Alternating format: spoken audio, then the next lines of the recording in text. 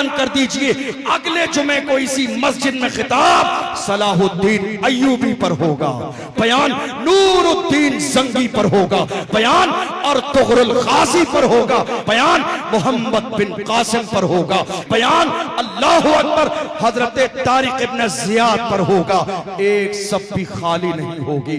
میں کہتا ہوں یہ قوم کے اوپر تھوپتے تھوپتے زمانہ ہو گیا، قوم بری ہے۔ ذرا یہ بھی تو دیکھیے کہ ہمارے جمعے کے خطبے کا انداز کیا ہے۔ وہی 75 سال ہو گئے آزادی کے بعد سے لے کر آج تک، پوری زندگی ہو گئی ہمیں کرامتیں اور فضیلتیں سناتے سناتے۔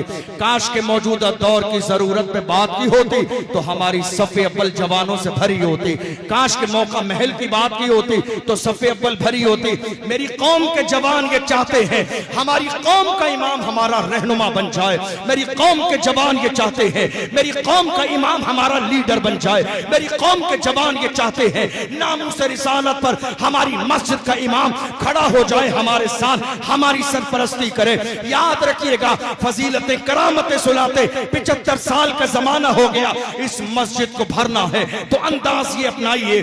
آج جمعہ ہے، اگلے جمعے کے لیے ایک جمعہ پہلے ہی اعلان کر دیجئے اگلے جمعے کو اسی مسجد میں خطاب صلاح الدین ایوبی پر ہوگا۔ تم دیکھنا مسجد میں جگہ خالی نہیں ہوگی۔ ایک جمعہ پہلے اعلان کیجئے اگلے جمعے کو بیان نور الدین زنگی پر ہوگا، دیکھنا مسجد کی یہ سب بھی خالی نہیں ہوگی۔ اعلان کریے ایک جمعہ پہلے اگلے جمعے کو بیان ارطغرل غازی پر ہوگا، مسجد کی ایک سب بھی خالی نہیں ہوگی۔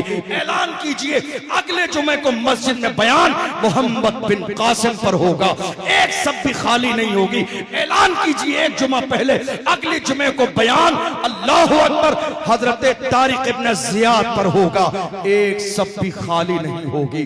ہم بے توجہی کے شکار ہیں، محنت نہیں کرنا چاہتے، یہاں سے وہاں سے سوشل میڈیا کے چند میسج پڑھنے کے بعد جمعے کے دن کھڑے ہو جاتے ہیں۔